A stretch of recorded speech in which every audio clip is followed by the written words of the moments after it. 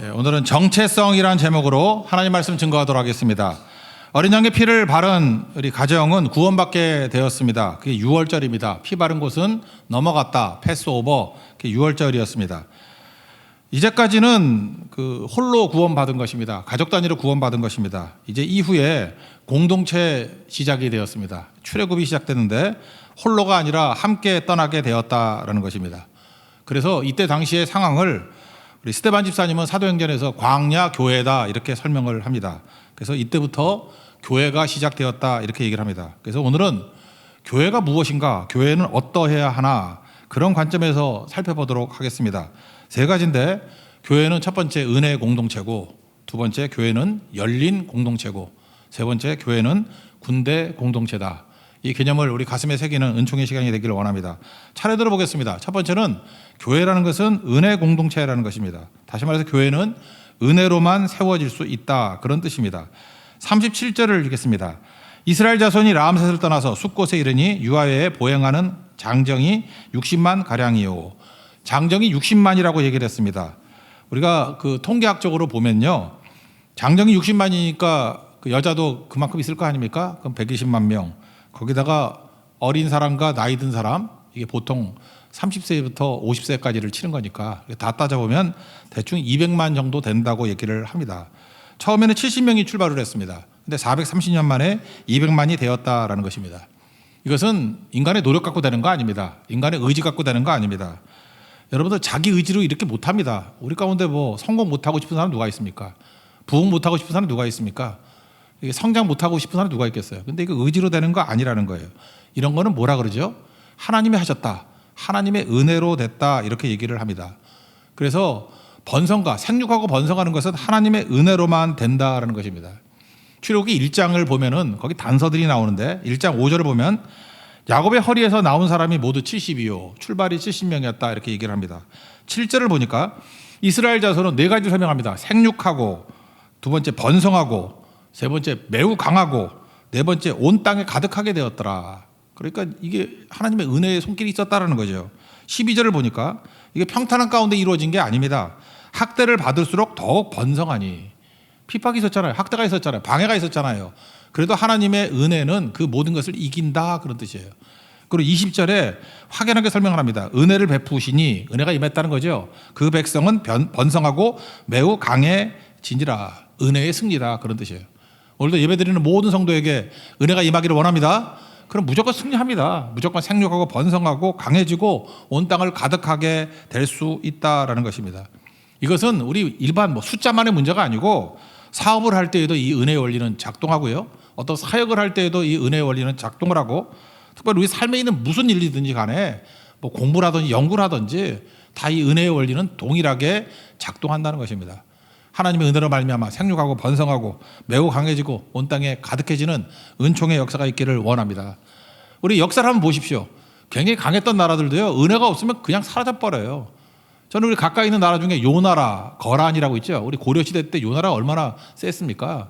근데 지금 흔적도 없죠. 요나라 후손이라고 얘기하는 사람이 누가요? 거란족이 지금 있습니까? 없어요. 그 다음에 금나라, 청나라, 만주족이라고 그러잖아요. 여진족, 만주족. 그러니까 청나라 때 세계 최강의 나라를 만든 나라가 청나라 아닙니까? 만주족들. 근데 지금 만주족 남아있는 게 60만이라 그러는데 60만 가운데 만주어를 할 수 있는 사람이 10만이래요. 그러니까 없어진 거죠. 아마 한 세대가 지나고 나면 만주족은 없어져서 한족에 다 동화될 거라고요. 그게 다 사라져버리지 않습니까? 우리 성경에 나오는 역사를 보십시오. 아수르 엄청 세죠. 아수르 후예라고 말하는 거 있어요?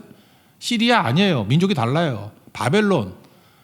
지난번에 후세인 보니까 자기들이 바벨론의 후예라 그러는데 이라크가 후예 아닙니다. 민족이 달라요.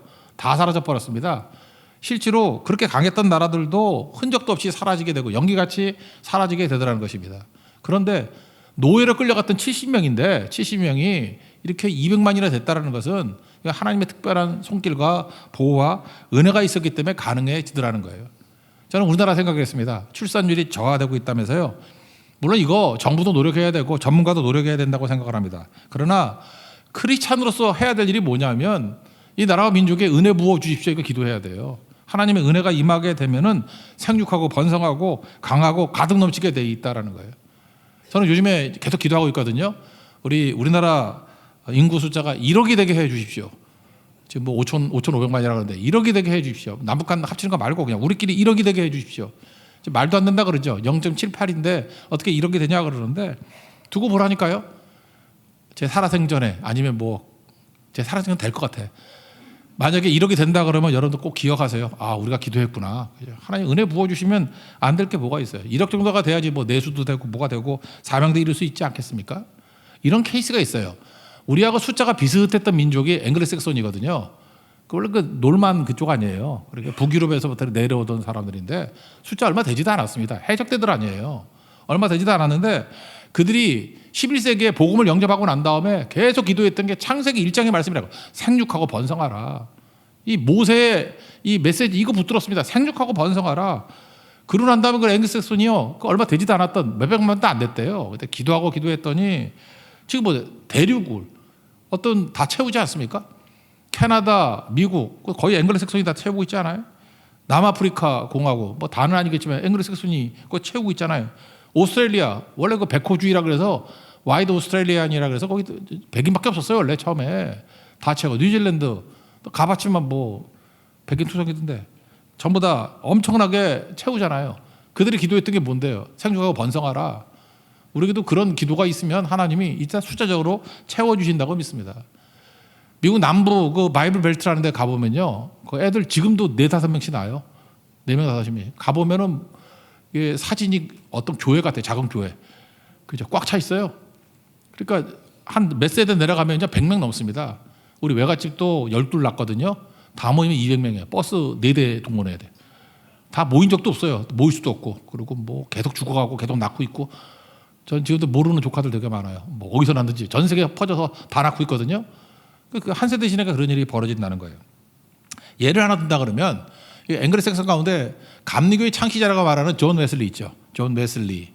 우리 찬송가 작사자로도 유명합니다. 그 동생 찰스 웨슬리. 그 엄마가 유명하잖아요. 수산나라고. 수산나가 몇 명을 낳았냐 하면 19명을 낳았습니다. 혼자서 19명을 낳았어요. 우리 외할머니도 12 낳았는데 19명 힘 더 주면 나요. 이렇게. 그죠? 19명 낳았다고요. 근데 더 재밌는 게 뭔지 아십니까? 이 수산나의 그 집 있죠. 그러니까 존 웨슬리의 외갓집. 수산나가 25명의 형제 자매 가운데 25번째 막내예요. 그러니까 그 어머니는 몇 명 낳았어요? 25명. 나는 어머니가 여러 명인 줄 알았어요. 한 명이에요. 한 명이 25명을 낳았다니까요. 그러니까 임신만 25년 했어요. 쌍둥이도 없어요, 여기는. 그죠? 25명. 그래서 사무엘 웨슬리하고 결혼해가지고 자기도 19명. 그러니까 어떤 건지 알겠죠? 뭐 몇 대 지나면 엄청나겠죠. 우린 그래요. 그 애들 교육은 어떻게 시키냐, 훈련은 어떻게 시키냐 그러는데 여기 보니까 수산나가 훈련시켰던 건 너무 간단해요. 그냥 1번 잘 훈련시키면 1번부터 다 따라해. 그리고 점호한다 그러죠. 저녁 8시에 19명 애들 다 모았습니다. 딱 3가지 질문하고 대답하는 거예요. 너는 누구냐? 아이덴티티, 정체성이죠. 그때마다 애들 19명이 다 외쳤답니다. 위대한 하나님의 사람입니다. 2번째 질문했대요. 누가 너희를 보호하느냐? 그러면 하나님이 우리의 보호자가 되십니다. 이게 2번째 묻고 대답하는 거예요. 3번째, 누가 너희를 불렀느냐? 하나님이 나를 부르셨습니다. 이게 3번째 대답이에요. 그리고 점호하고 끝. 그러면 알아서 애들이 훈련받고 알아서 자기가 공부하고 알아서 다 커져. 여기서 우리가 알고 있는 존 웨슬리, 찰스 웨슬리지만 거의 한 8명, 9명 정도가 그 시대를 움직이는 일꾼이 돼버렸다니까요. 학원에서 키우는 거 아니에요. 뭐 내가 애지중지한다고 크는 거 아니에요. 하나님 앞에 기초적인 기준만 가르쳐주면 은혜가 임하면 은혜로 애들은 키우는 거예요. 모세도 보세요. 은혜로 큰 거지. 갈대당지에다 떠내려 보내니까 하나님이 키우신 거지. 그게 엄마가 키운 게 아니잖아요. 우리에게도 바로 이런 모습이 있어야 된다는 것입니다. 우리 옛날에 맨날 말하던 모델이 있었는데 북미 모델과 남미 모델. 북미로 갔던 사람들의 특징이 뭐예요? 메이플라워로 타고 믿음 때문에 갔죠. 신앙 때문에 갔죠. 그런 얘기를 합니다. 신앙 때문에 가니까 신앙도 얻고 돈도 얻었다. 남미 쪽에 스페인이나 포르투갈 사람들, 그 사람들은 왜 갔죠? 돈 때문에 갔어요. 신앙도 잃고 돈도 잃어버렸다. 우리 인생이 그래요. 마태복음 6장 33절의 말씀이 딱 맞습니다. 그의 나라와 그의 의를 구하라. 나머지 저절로 와요. 이 모든 것을 더하시리라. 이 북미 모델이다. 뭐 어렸을 때도 맨날 들었는데 남미 모델 돈이 최고야. 뭐 돈 없이 무슨 결혼해. 3포 시대 5포 시대 잠깐 이러면요. 다 잃어버려요. 돈도 잃고 믿음도 잃고. 우리가 뭘 계산해서 해야 돼요? 하나님의 은혜가 있습니다. 믿습니까? 하나님의 은혜가 있어요. 하나님 은혜가 있다고요. 삼일째 하나님이 부어주시는 은혜가 있다고요. 믿음으로 영접하면 우리께 됩니다. 그래서 은혜로 승리할 수 있는 하나님의 거룩한 종 되길 바랍니다. 이게 교회예요. 그래서 교회는 은혜의 공동체입니다. 그래서 우리는 계산으로 살지 않습니다. 하나님의 은혜가 임한다 그러면 못할 게 없는 거죠. 이런 모델이 누가 있을까 생각해보니까 느헤미야예요. 느헤미야가 그 아닥사스다 왕 밑에서 그 뭐 술관을 하던 사람 아니에요? 홀로 가잖아요. 홀로 갔는데 아무도 아는 사람 없었죠. 근데 이스라엘 백성들을 동원하고 52일 만에 무너진 성벽을 재건했습니다. 이게 뭐 기적 같은 일이죠. 이게 왜 가능했을까요? 그는 기도하고 일했기 때문에 그래요. 기도가 뭐예요? 은혜를 구하고 일했기 때문에 그렇다고. 이 두 가지가 같이 있었던 거죠. 그러니까 잘 보세요. 그는 준비할 때 준비가 다 기도예요. 그죠? 준비를 위해서 기도하고 준비하는 중에 기도하고 준비 마치고 난 다음에 기도하고. 그러니까 기도가 다 준비예요. 치밀하게 행정가답게 준비를 하고 난 다음에 그 다음에 일했습니다. 일하기 전에 기도하고 일할 때 기도하고 일 끝나고 난 다음에 기도하고 52일 만에 끝나고 난 다음에 수문학 광장 워터게이트 광장에서 예배드리잖아요. 다 기도로 시작해서 기도로 마치게 됐다라는 것입니다. 느헤미야에게 한번 물어봐요. 그러니까 왜 기도하냐 그러면 일하기 위해서. 기도 없이 어떻게 일을 할 수 있냐. 그 다음 또 물어봐요. 왜 일하느냐 그러면 기도했기 때문에. 기도하니까 하나님께서 위로부터 능력과 힘을 주시잖아요. 가능한 거죠. 우리 가운데 이거 하나 있는 사람들은 되게 많아요. 그죠? 기도는 안 하고 일만 하는 사람, 소위 말하는 똑똑한 사람들이 있죠. 전문가 탁월한 분들. 그런 분들은 기도는 안 하지만 일은 잘해요. 근데 묘하죠. 요한계시록과 똑같아. 바벨론하고 똑같아. 되게 세 보이는데 흔적도 없이 사라져요. 촌농 사라지듯이, 그죠? 밀랍 인형 사라지듯이, 밀랍 사라지듯이 없어져 버려요. 그런데 그죠? 일하면서 기도하면 영원히 남습니다. 하나님께서 은혜 부어주시고 승리하게 된다라는 것입니다. 여러분 일과 기도 동시에 갈 수 있는 그 은혜로 일할 수 있는 우리 하나님의 거룩한 종 되기를 바랍니다. 그럼 승리하는 거죠. 그래서 우리 찬양하잖아요. 하루의 기도.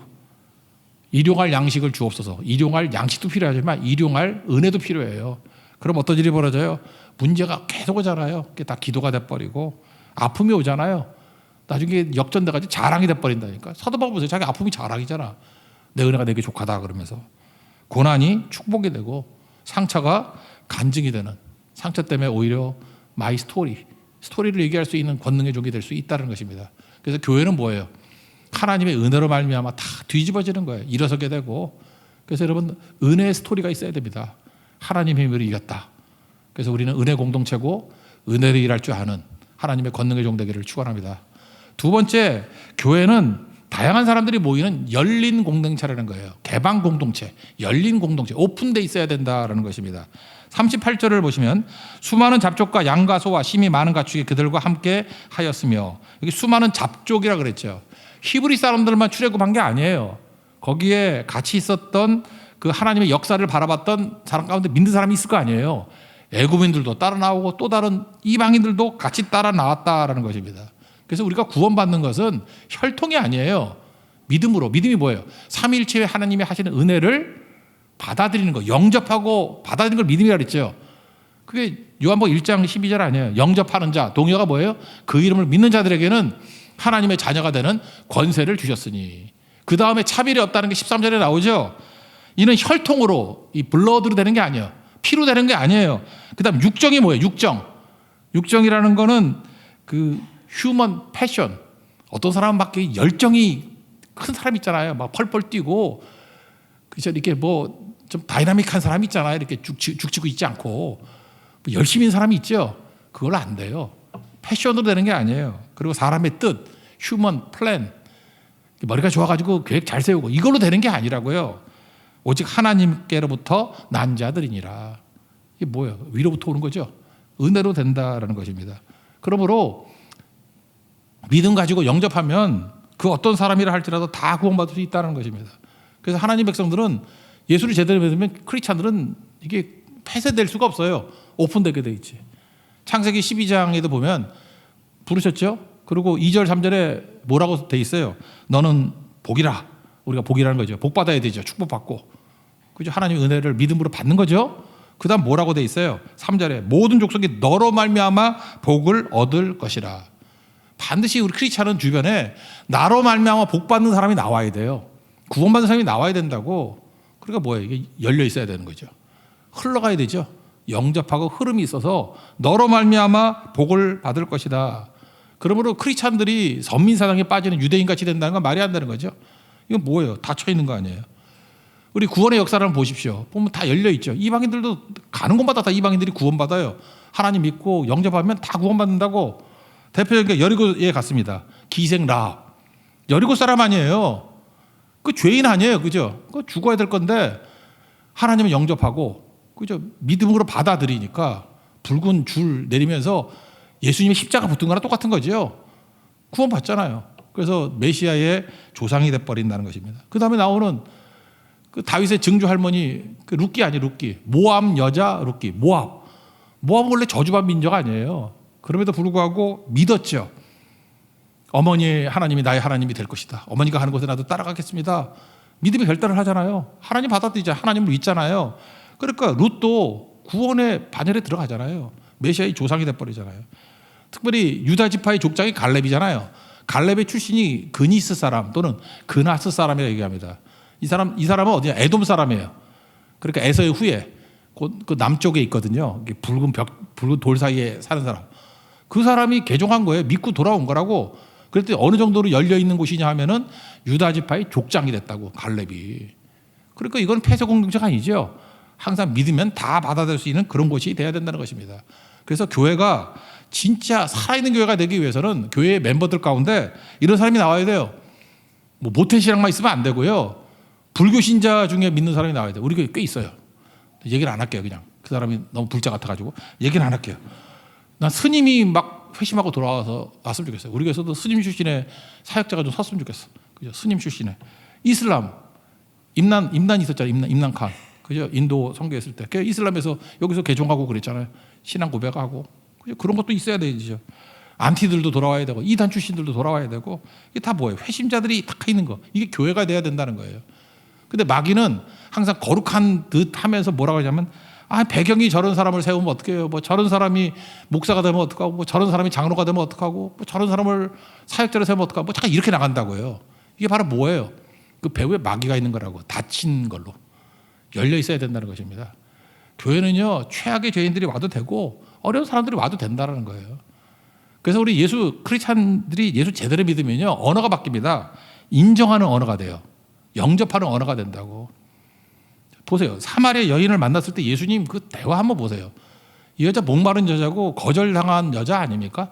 그러니까 난 12시에 뭐 물길로 나오고 그러잖아요. 그때 예수님 대화를 한번 보세요. 예수님이 내 남편을 불러오라. 그랬더니 남편이 없다. 그럴 때 남편이 없었어요? 그 여자의 말에 대해서 예수님이 시비 닦으면서 거짓말하지 마 이러지 않아요. 그죠? 네 말이 옳도다. 인정해 주잖아요. 네가 없다 그러는데 말 뜻을 인정한다. 5명 있었지만 그런 놈이 무슨 남편이야. 지금 있는 것도 그건 남편 자격이 없어. 그거 남편 아니야. 네가 말하는 남편이 없다 그러는 게 맞아. 너 정직한 거야. 내가 네 말 인정해. 그러니까 그때부터 마음 확 열리잖아요. 인정받으니까. 용납받으니까. 그 다음에 예배에 대해서 질문하고 난 다음에 아버지께서는 영과 진리를 예배하는 자를 지금 찾고 계신다고. 영접하죠. 그래서 믿게 되잖아요. 예수님 같은 그런 마인드가 있어야지 사마리아 여인이 교회에 온다고요. 나중에 이 여인이 전도해서 사마리아에 큰 부흥이 일어나지 않습니까? 이게 바로 뭐예요? 열린 공동체가 교회라고요. 이런 태도가 반드시 있어야 된다는 것입니다. 누가복음 19장에 보면 삭개오가 나오죠. 삭개오가 거절의 상징이죠. 심벌이죠. 세일이 제일 싫어했고 거기다 세일이 장이에요. 그러니까 뭐 상종도 안 하죠. 만약에 삭개오 같은 사람이 우리에게 있다 그러면 아마 우리도 거절할 가능성이 클걸요. 막 지탄받고 그러는 사람인데 그 예수님 만나고 싶은데 거절 대상이니까 만나지 못해서 나무 위에 올라가서 예수님 쳐다보잖아요. 예수님이 우러러본 유일한 사람이잖아. 예수님이 우러러보시고 성경에. 그죠? 내려오라 그러잖아요. 그리고 뭐라 그래? 내가 오늘 내 집에 유하여야겠다. 이게 뭐예요? 인정하는 거죠. 네 집 가서 밥 먹을게. 이스라엘 사람들은 밥 먹는다는 것은 용납했다는 뜻이거든요. 그죠? 밥 먹을게. 그랬더니 뭐라 그래? 너무너무 기뻐해서 예수님이 아무 얘기도 안 했는데 기뻐하면서 내려와서 뭐라 그래요? 내 재산 반을 팔아서 가난한 사람들 주고. 부자 청년하고 너무 다르죠? 돈이 더 중요한 게 아니다. 그 뜻이 돼버렸잖아요. 내가 속여 빼앗은 것이 있으면 4배나 갚겠습니다. 그때 예수님이 뭐라 그래요? 오늘 구원이 이 집에 이르렀다. 너도 아브라함의 자손이다. 이 구원의 능력이 어디서 나와요? 바로 여기 나오죠. 열린 공동체에서. 우리 교회 사마리아 사람 같은, 사마리아 여인 같은 사람이 믿고 돌아오는 게 있어야 되고요. 사개오 같은 사람이 믿고 돌아오는 게 있어야 된다고요. 이게 열린 거죠, 열린 거. 반면에 그거 쳐다보고 있던 사람이 뭐라 그래요? 무사람이 보고, 바리새인들이거든요. 수군거려 이르되 저가 죄인의 집에 유하러 들어갔도다. 시비 걸고 있잖아요. 그는 지금 구원이 관심 있는 게 아니에요. 저거 죄인인데, 저 세리장인데, 저 왜 같이 상종하지? 왜 밥 먹지? 이거에 골똘하게 매달려가지고 결국 남 정죄하고 죽이는 데 애쓰잖아요. 그게 바리새예요. 교회가 지금 바리새인들의 후예가 돼버렸는지 예수님을 따르는 자들인지 지금 모르게 돼버렸잖아요. 우리는 그냥 가만두면 이게 폐쇄되게 되어 있습니다. 옹졸하게 되어 있어요. 깨야 됩니다. 깨고 잠깐 열리고. 그죠? 내게 용납이 안 되는 사람들에게 예수님 마음으로 용납하고, 그게 있어야 살 수 있다는 것입니다. 여러분, 교회가 항상 열린 공동체라는 거 잊지 말고 주의 뜻대로 품을 줄 아는 하나님의 거룩한 종 되기를 바랍니다. 근데 그 6월절에 참여하는 사람들의 조건이 하나 있죠. 할례 받아야 된다는 것. 이 할례라는 건 뭐냐면 그 공개적인 믿음 고백이다, 이렇게 말하는 게 옳을 것 같아요. 49절 보니까 본토인에게나 너희 중에 거류하는 이방인에게 이 법이 동일하니라. 공평하다는 거예요. 뭐만 하면? 공개적인 믿음 고백만 있으면은. 그래서 이게 할례라는 뜻이에요. 우리 로마서 10장에서 한번 정리를 했죠. 우리가 믿음은 세 가지가 있다고. 머리, 마음, 입. 이 세 가지가 일치돼야 이걸 믿는다 그런다고. 그 로마서 10장 2절 같은 데 보면은 머리는 뭐예요? 우리가 올바른 지식을 갖고 있는 거죠. 우리가 믿는 대상, 하나님과 구원의 방법 같은 것들을 알아야 되죠. 그리고 10장 10절에 뭐라고 나와요? 사람이 마음으로 믿어. 지식, 이 머리로 믿고 그 다음에 마음으로는 뭐예요? 믿는데요. 믿음이 뭐였어요? 요한복음 1장 12절 보니까 영접, 마음으로 받아들이는 거예요. 그죠? 감정적으로 받아들이는 거예요. 그리고 마지막으로 의지적으로 입으로 시인하는 거. 그래서 제대로 알고 마음으로 받아들이고 입으로 시인하는 거. 이게 바로 뭐예요? 이게 할례라고, 할례. 입으로 시인하는 거하고 똑같은 거죠. 마음으로 받아 입으로 시인하는 거. 그때 구원의 역사가 있다라는 것입니다. 그 다음 우리 잘 안 읽었지만 로마서 10장 10절 그 다음에 12절 13절을 보면 이렇게 나와 있어요. 유대인이나 헬라인이나 차별이 없습니다. 한 분이신 주께서 모든 사람의 주가 되사 그를 부르는 모든 사람에게 부요하시도다. 차별이 없다, 그거예요. 우리가 머리, 마음, 입으로 믿으면 배경에는 차별이 없다라는 거예요. 그래서 13절 누구든지 주의 이름을 부르는 자는 구원을 받으리라. 핵심이 뭐예요? 누구든지. 이게 처음부터 있었던 내용이라는 것입니다. 이 말씀 붙들고 살아야 된다는 것입니다. 그래서 여러분들, 우리가 열린 마음 가지려고 그러면 제일 중요한 게 뭐냐 하면, 내가 하나님 돼가지고 오르니 그르니 선악 잠깐 잣대로 나누려고 그러지 말고, 그래서 골든율이에요. 황금률. 마태복음 7장 12절 무엇이든지 남에게 대접을 받고자 하는 대로, 내가 어디 가서 대접받고자 하는 게 이제 하나님 앞에 대접받고자 하는 거. 용서 받아야 되죠. 은혜 받아야 되죠. 그죠? 능력 받아야 되죠. 내가 남에게 대접을 받고자 하는 대로 먼저 남을 대접하래요. 그게 황금률이에요. 그게 율법이요, 선지자니라. 그러니까 여기서 남을 대접받기를 원하는데 내가 먼저 남을 대접한다 그러면 이게 어떻게 다친 사람이 될 수 있겠습니까? 나에 대해서 다친 사람이 있어요? 다 자기에게 잘 되기를 원하는 거지. 그죠? 그러니까 내로남불은 세상의 논리예요. 근데 우리는 뭐예요? 황금률이라고 대접받고자 하는 대로 내가 먼저 하는 거예요. 역전이죠. 흐름이 바뀌는 거죠. 그렇게 살아가는 삶 속에 능력이 있다는 것입니다. 그럼 어떤지 모르겠어요. 시간이 가면 갈수록 땅끝까지 어떤 대상이라 할지라도 다 건져내겠죠. 그게 교회라는 것입니다. 그래서 교회가 시간이 지나면서 이게 기성화된다는 게 뜻이 뭐냐면 끼리끼리 모이는 거예요. 이렇게 시간이 오래 지나면요, 맨날 그래. 저 사람은 나한테 케미에 안 맞아. 초신자가 그런 사람 거의 없어요. 오래 믿은 사람은 자기만의 문화가 생기거든. 어떤 때는 그 문화가 그 신앙 문화가 좋은 걸 수 있지만 그게 폐쇄가 될 수 있거든요. 우리끼리 모이는 거. 그래서 케미가 맞아야 되는 게 아니에요. 우린 죄인이기 때문에 케미가 안 맞아야 돼. 이 교회 갔더니 나하고 케미가 잘 안 맞아. 그럼 좋은 교회예요. 그럼 열린 교회거든요. 그래서 날마다 내가 깨지고, 케미가 안 맞으니까 내가 깨지는 거잖아요. 내 자아가 자꾸 죽는 거 아니에요. 시간이 가면서도 내가 굳어지지 않고 날마다 중노라 하는, 나는 주 안에서 날마다 중노라 하는 그런 고백이 나오는, 자기 부인과 자기 십자가를 지는 교회가 된다고. 나도 유익이에요. 넓어지면서 나도 유익이고 상대도 살고. 그러니까 항상 그리스도의 보혈의 피가 흐르는 교회가 되겠죠. 이게 열린 공동체라는 거예요. 항상 열린 공동체는 그리스도의 보혈의 피가 흐릅니다. 자기 부인이 있습니다. 예수님의 보혈의 능력만을 붙들 수 있는 거룩한 교회 되는 축복이 임하기를 기원합니다. 마지막 세 번째는 군대 공동체라는 것입니다. 오합지졸이 아니라는 거죠. 41절 보시면 430년이 끝나는 그날에 여호와의 군대가 다 애굽 땅에서 나왔은즉, 원래 노예잖아요. 근데 하나님께서 네이밍을 뭐라고 그랬어요? 정체성을. 너희는 군대다. 그렇죠. 군대다. 원래 노예들에게는 무기 안 줍니다. 무기 주면 반란 일이잖아요. 근데 너희가 군대가 됐다는 얘기 뭐예요? 지금 훈련 받은 적도 없는데 내가 대장 돼서 너희 이끌고 가겠다, 그런 뜻이죠. 그래서 군대라는 건 딱 한 가지만 붙들면 돼요. 하나님이 대장 되셔서 우리에게 명령하시면 명령대로 복종하면 된다는 거예요. 군인이 그거 아니에요? 명령 체계가 사라지면 끝나는 거죠. 군대가 당나라 군대라 그러잖아. 당나라 군대 특징이 뭐예요? 명령 체계가 사라졌다. 진짜인지 아닌지 모르지만. 남자도 그러잖아. 당나라 군대라고. 명령 체계가 없으면 무너지는 거죠. 근데 명령 체계가 살아 있으면은 그건 살아있는 군대죠. 그죠?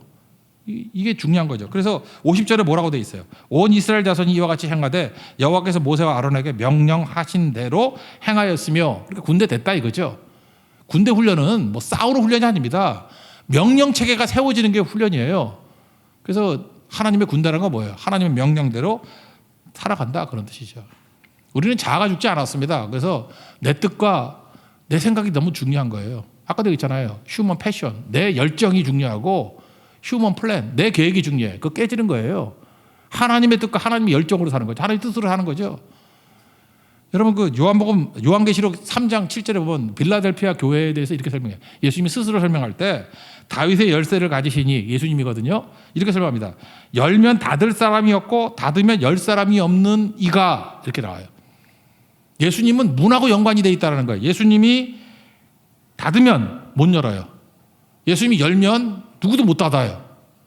그러니까 우리가 예수님을 우리의 대장으로 모시고 있다는 건 무슨 뜻이에요? 성령 충만하는 게 무슨 뜻입니까? 예수님이 여는 길을 가는 거고 예수님이 닫으면 안 가는 거예요. 내 뜻하고는 관계가 없다고요.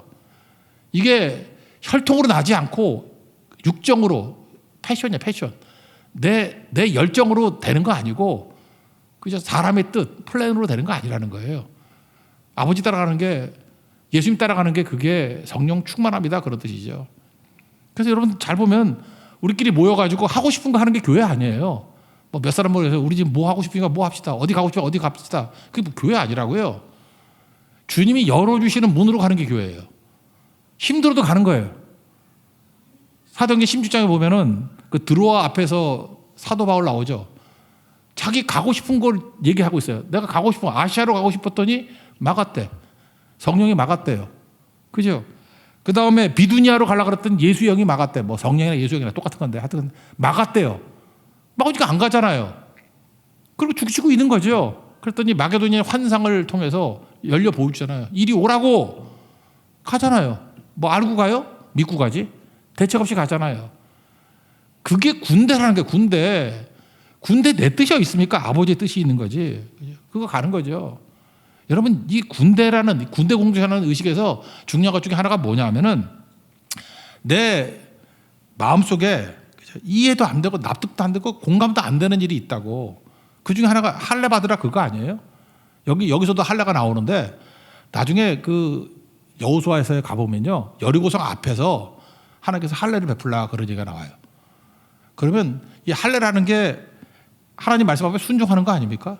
그때마다 느낌이, 어떤 느낌이 오냐 하면, 우리도 그래. 인생의 결정적인 순간에 맨날 그런 건 아니지만 한 100번에 한 번 정도는 좀 이해 안 되는 걸 요구하실 때가 있어요. 하나님께 나를. 그래서 이런 느낌이 들어요. 지금이 그거 할 때냐, 이런 느낌이 들 때가 있어요. 극단적인 예를 든다 그러면, 뭐 이번에 입시를 앞둔 11월에 입시 보잖아요. 그 뭐 수능을 앞두고 있는데 막 9월 달에 뭐 하라, 뭐 이런 명령이 떨어졌다고 해봐요. 뭐 다 그런 건 아니겠지만, 그럼 그때 느끼는 게 뭐예요? 지금이 그거 할 때냐? 말도 안 돼. 그런 느낌 들죠. 뭐 사고를 벌려놨는데 막 중요한 찬스예요. 근데 급할 때 뭘 하나님께서 뭘 하는, 하나님의 부르심이 있어. 그러면 지금이 합리적으로 말이 돼? 이런 게 있다고요. 근데 명확한 건 뭐냐 하면 자기는 알아요. 이게 하나님의 부르심이라는 거. 부르심은요, 말도 안 되는 것 같을 때도 좀 순종할 필요성이 있어요. 그게 군대예요. 군대는 밑에 부하들은 뜻을 잘 몰라요. 지휘관의 깊은 뜻이 있다고. 그래서 말도 안 되는 작전을 행할 때도 있다고. 그거 순종하는 게 꼭 필요하다라는 것입니다. 여러분 지금 이렇게 설교를 듣는 걸 뭐라 그러냐면 부르심이라 그래요. 부르심, 콜링. 특별히 여러분 개인적 기도할 때도 부르심을 받지만 말씀 들을 때 부르심이 제일 많이 있잖아요. 부르심일 때 자기는 알아. 이게 하나님의 부르심이라는 거. 그러면 하나님의 부르심에는 명심하십시오. 반드시 대책이 있어요. 우리는 부르심 그러면 아브라함 생각합니다. 창세기 12장 아브라함을 부르셨다. 아브라함 콜링하셨다. 예, 그것도 맞아요. 근데 아브라함 이전에도 부르셨어요. 아담도 부르셨잖아요. 아담이 에덴 동산에서 죄를 지었습니다. 뭐 하나님 같이 되고 싶다 그래서 선악과 먹고 뭐 지혜롭게 된다며 선악을 하게 지혜롭게. 지혜는 무슨 지혜야. 자기가 벌거벗었다는 것만 깨닫게 됐어. 수치심. 그래서 우리가 불순종하고 죄 지으면은 첫째 두려움. 하나님이 두려워서 피했다 그러잖아요. 두려움이 와요. 여러분들 두려운 마음이 있는 게 죄인이에요. 죄인들은 다 두려워요. 그리고 죄인들은 다 수치심이 있어.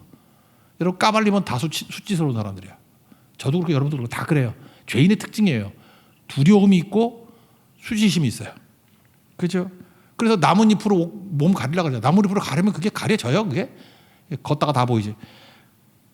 그게 인간이라는 거예요. 인간. 근데 하나님이 부르십니다. 아담아 아담아 어디 있느냐. 몰라서 묻겠어요? 하나님이 아담이 어디인지 모릅니까? 하나님의 부르심은 뭐예요? 문제아를 물으신다고. 왜요?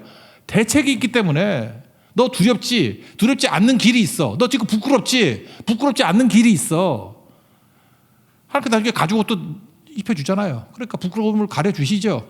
두려움도 이길 수 있는 구원의 길도 주시죠. 근데 예배 가르쳐주자. 예배. 그게 하나님의 부르심이라는 것입니다. 그래서 하나님이 우리를 부르실 때는 잠깐만 이게 타이밍이 안 맞는다. 말도 안 된다. 불합리하다. 생각하지 말고 대책이 있다라는 거 잊지 말아요. 대책이 있다라는 거. 여러분 교회는요. 일반 사회하고 다르게 잠깐 죄 얘기하죠. 일반 사회에서 죄 얘기 안 하잖아요. 뭐 결점, 단점, 부족함, 뭐 상처 이렇게 얘기하잖아요. 근데 교회는 막 대놓고 죄 얘기하잖아요.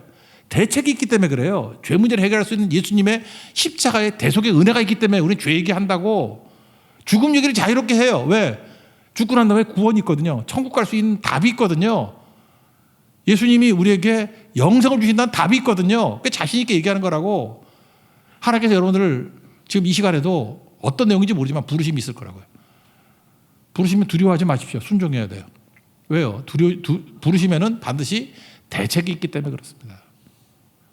우리가 높은 수준으로 올리고자 할 때는 이해 납득 공감이 될 리가 없죠. 내가 낮은 수준이에요. 낮은 수준이면 이해가 되면은 내 수준이잖아요. 납득 공감이 되면 내 수준이잖아요. 그러니까 높은 수준, 하나님이 몇 단계를 높여가지고 우리를 이렇게 업그레이드 시키고 우리를 건져주려고 그럴 때는 어떤 형식으로 다가오시느냐? 명령의 형태로 다가오셔요. 왜 그래요? 명령 형태 아니면은 낮은 수준의 사람이 높은 수준으로 갈 길이 없어요. 그래서 내가 신앙생활을 하고 잘하고 있는데, 내가 주님과 동행하고 있는데 어떤 때는 좀 부당해 보이고 무도해 보이는 명령이 온다 그러면 빨리 해석하세요. 하나님께 나를 높은 수준으로 이끌려 가시는 부르심이구나. 그거예요. 중요할 때 보세요. 다 중요한 사람들 보면 이해 못하는 부르심이 있었어요. 그 믿고 간 겁니다. 그때에 하나님께서 그를 사용하시더라는 거예요. 이게 교회입니다. 그래서 교회는 신비로운 단체예요. 그죠? 합리적입니다. 교회가 뭐 불합리한 게 뭐가 있어요? 합리적인데 어떤 걸 보면은 비합리적이 아니라 초합리적이에요. 합리를 뛰어넘는 그 묘한 순종이 있다고. 근데 그게 된다고요. 그게 승리입니다. 그래서 여러분들 교회가 참 교회 되기 위한 이 내용들, 교회는 어떤 곳인가, 교회의 아이덴티티, 정체성 정확히 알고 교회의 능력과 교회의 열매와 교회의 승리를 항상 누릴 수 있는 믿음의 종 되기를 바랍니다. 자리에서 일어나겠습니다. 하나님의 부르심 찬양하겠습니다.